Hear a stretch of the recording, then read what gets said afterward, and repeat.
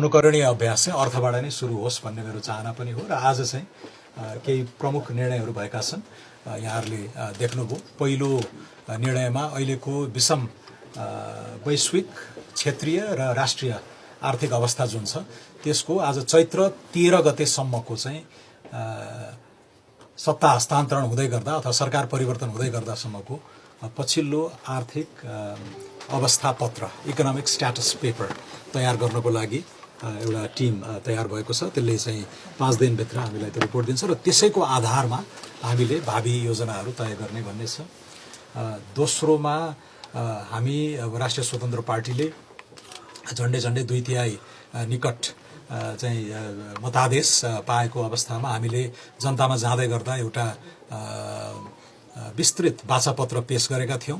जनताले त्यसलाई अनुमोदन गरेको रूपमा ग्रहण गर्दै यद्यपि राज्यको अविच्छिन्नतामा हामी विश्वास गर्दछौं, कन्टिन्युटी अफ द गभर्नमेन्ट, त्यसैले राज्यले स्वीकारेका कमिट गरेका इन्टरनेसनली नेसनली हाम्रो पार्लियामेन्टले पारित गरेका धेरै कुराहरूलाई त्यसलाई ग्रहण गर्दै अब अहिलेको नयाँ फ्रेश म्यान्डेटको चाहिँ जुन कुराहरू पनि छन्, बाचाहरू छन्, त्यसलाई पनि इन्टर्नलाइज गरेर त्यसको पनि त्यसको कार्यान्वयनको कार्ययोजना बनाउन पनि अर्को चाहिँ हामीले यहाँ टिम बनाएका छौँ। त्यो मैले भर्खरै डिजिटल्ली अप्रुभ गरेको छु कार्यदलको गठन। तेस्रो सायद असाध्यै महत्त्वपूर्ण कुरा पनि यहाँहरूले कतिको थाहा पाउनुभयो, केही महत्त्वपूर्ण अर्थतन्त्रसँग सम्बन्धित प्रतिवेदनहरू विगत 5-7 वर्षमा आएका छन्। विभिन्न सरकारहरूले लिएर आएका छन्। राम्रा कामहरूलाई हामीले त्यसको स्वामित्व ग्रहण गरेर मुलुकलाई अगाडि बढाउनुपर्छ भन्ने एउटा सन्देश पनि दिनको लागि सार्वजनिक खर्च पुनरावलोकन आयोगले चाहिँ राम्रा सुझावहरू दिएको छ। केही त्यसलाई अध्यावधिक गरेर अझै हामी जान सक्छौँ। तर पछिल्लो एउटा ल्यान्डमार्क स्टडी भएको छ। मेरा प्रिडिसेसर, मेरा मित्र आदरणीय रामेश्वर खनालकै, उहाँ मन्त्री हुनुभन्दा अगाडि नै उहाँको नेतृत्वमा गठन भएको आर्थिक सुधार सुझाव आयोग, उच्च स्तरीय आर्थिक सुधार सुझाव आयोग चैत्र 2081 ठ्याक्कै 1 वर्ष अगाडि एउटा लामो अथवा ठुलो चाहिँ प्रतिवेदन उहाँहरूले नेपाल सरकारलाई बुझाउनु भएको थियो। विभिन्न कारणहरूले गर्दाखेरि त्यसको आंशिक कार्यान्वयनमा त्यो गएको छ। त्यहाँ रहेका महत्त्वपूर्ण कुराहरू जुन हाम्रो बाचा पत्रको स्पिरिटसँग पनि मिल्छ, त्यसलाई हामी इमिडिएटली एक्सन प्लान बनाएर अगाडि जान्छौँ। अहिले भर्खरै राजस्व अनुसन्धान विभाग, जसका बारे असाध्यै ठुलो निजी क्षेत्रले गुनासो गरिरहेको चाहिँ भएको थियो र उक्त प्रतिवेदनमा पनि यसलाई खारेज नै गर्नुपर्छ। निजी क्षेत्रको कन्फिडेन्स बढाउनको लागि यो प्रेडेटरी स्टेट होइन, यो दोहन लुटमा विश्वास गर्ने स्टेट होइन, हाई इन्टेग्रिटीबाट निर्देशित हुने सरकार हो भन्ने त्यो सन्देश आज पहिलो दिनमै दिनको लागि पनि निजी क्षेत्र मैत्री, चाहिँ उद्यम मैत्री, प्रतिस्पर्धात्मक अर्थतन्त्र मैत्री नीतिहरू चाहिँ अब हामी ल्याउन चाहिँ गइरहेका छौँ। र त्यसै स्वरूप राजस्व अनुसन्धान विभाग लगायत एन्टिक्वेटेड लजहरू 13 सालका, 15 सालका, 31 सालका पुराना, नेपालै कहाँ पुगिसक्यो, विश्वको युग नै कहाँ पुगिसक्यो, ती पुराना लजहरूमा टेकेर जुन निजी क्षेत्र लगायत आम नागरिकलाई हैरानी दुःख दिने कामहरू हुन्थ्यो, त्यसलाई हामीले 15वटा ऐनलाई खारेजै गर्ने, अगेन त्यही उच्च स्तरीय आर्थिक सुधार सुझाव प्रतिवेदनकै सिफारिसमा टेकेर, यद्यपि अन्य एफएनसीसीआई, सीएनआई लगायतहरूले पनि चाहिँ त्यसलाई उठाइरहेको थियो। अहिले सांकेतिक रूपले हामीले त्यो विभाग र 15वटा ऐन चाहिँ खारेजी गर्ने प्रक्रियाको लागि पनि अब यसका निश्चित प्रक्रिया हुन्छन्, पार्लियामेन्टमा लानु पर्ला, मन्त्री परिषदमा लानु पर्ला, त्यसको लागि पनि हामीले कार्यदललाई स्पेसिफिक स्टेप्सहरू सुझाउनको लागि त्यो गठन गरेका छौँ। तर त्यो एउटा सानो झिल्को मात्रै हो।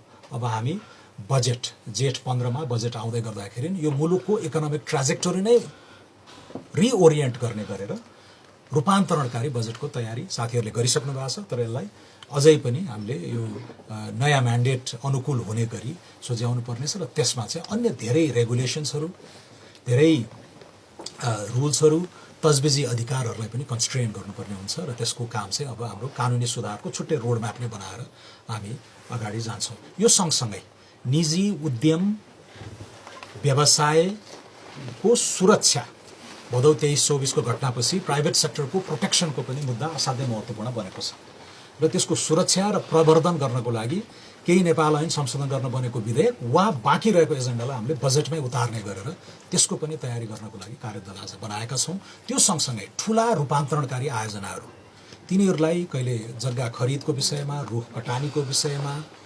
चाहिँ जुन हैरानी हुने र प्रोजेक्ट डिले, कस्ट अफ इनएक्सन, यो सारा कुराहरू छन्, त्यसलाई पनि अब सुल्झाउनको लागि आज बृहत रूपमा सबै मन्त्रालयलाई छुने गरेर मलाई लाग्छ प्रधानमन्त्रीज्यूकै निर्देशनमा आज क्याबिनेटबाट पनि ठुला निर्णयहरू हुन सक्ला।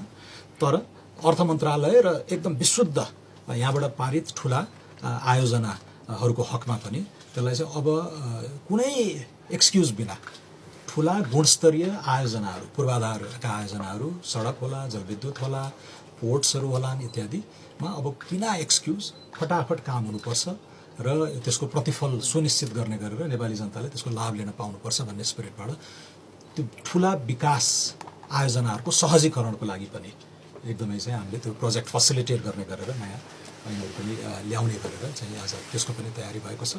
समग्रमा साथीहरू म टुङ्ग्याउँदै गर्दा अब अहिले मिडल इस्टमा वार नै भइरहेको छ। रेमिटेन्समा आश्रित हाम्रो अर्थतन्त्र यो लम्बिँदै गयो भने यसका अल्पकालीन, मध्यकालीन, दीर्घकालीन असरहरू हामी कहाँ हामी भोग्दै जान्छौँ।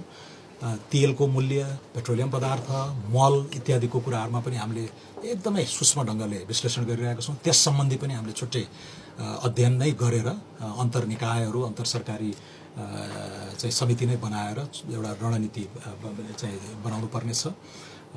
त्यो सँगसँगै अहिले मुलुककै बाह्य चुनौतीहरू सँगसँगै आन्तरिक चुनौतीहरू पनि छन्, जस्तो इकोनोमिक ग्रोथ, जबलेसनेस, एउटा स्ट्याग्नेसनको जुन चाहिँ शिथिलता, अर्थतन्त्रको शिथिलता छ, त्यसलाई कसरी जम्प स्टार्ट गर्ने भन्ने कुरामा केही कुराहरू एकदम अनुकूल पनि छन् हैन। रिजर्भ्सहरू एकदम राम्रो छ, एक्सटर्नल सकहरूलाई वेदर गर्न सक्ने हाम्रो बफर पनि बनेको छ इत्यादि।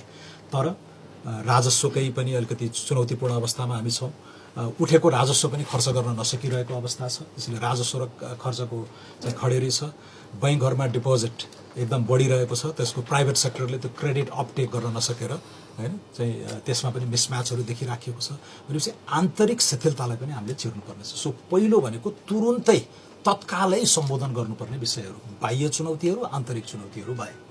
दोस्रो, नेपालको इकोनोमिक ग्रोथ, जब्स, रोजगारी, लगानीको माहौल, उद्यमशीलता, एन्टरप्रेन्योरशिप इत्यादि सबैलाई समेटेर त्यो रूपान्तरणकारी बजेटको तयारी हैन, इकोनोमिक पोलिसी त्यो हामीले गर्नुपर्नेछ।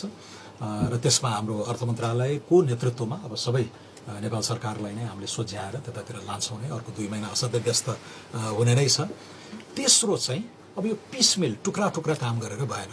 नेपालमा धेरै सिस्टेमिक प्रब्लमहरू छन्, अर्थात् प्रणालीगत संरचनात्मक जटिलताहरू, समस्याहरू धेरै छन् हैन। तपाईको चाहिँ सहकारीको विषय होला, माइग्रेन्ट वर्कर्सको विषय होला, रियल इस्टेटको समस्या होला, यो सबै क्षेत्रगतहरू यो आइसोलेटेड होइन, यो सबै जेलिएको छ हाम्रो सोचमा। सिस्टम नै हामीले कस्तो बनायौँ भने अधिक नियमनको हैन, ओभर रेगुलेसनको बनाएका छौँ।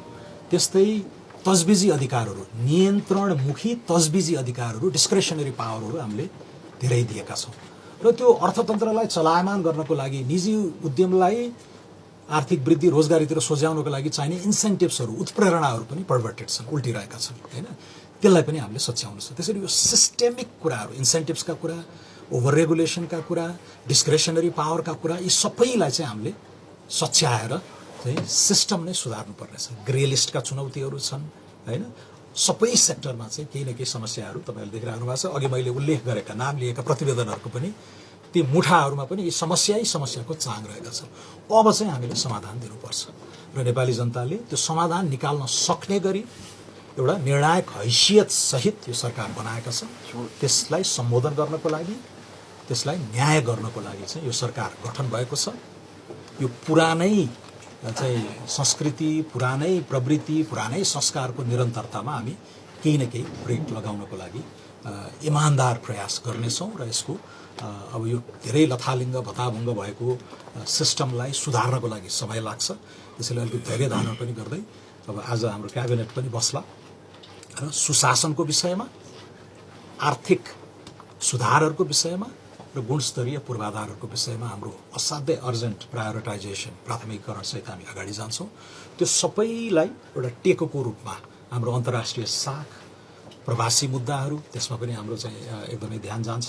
र त्यो सँगसँगै सामाजिक सौहार्दता, यो नेपालको क्षय भइरहेको सामाजिक पुँजी हैन लाई पनि यो निर्वाचनले विशिष्ट ढङ्गले चिरेको छ।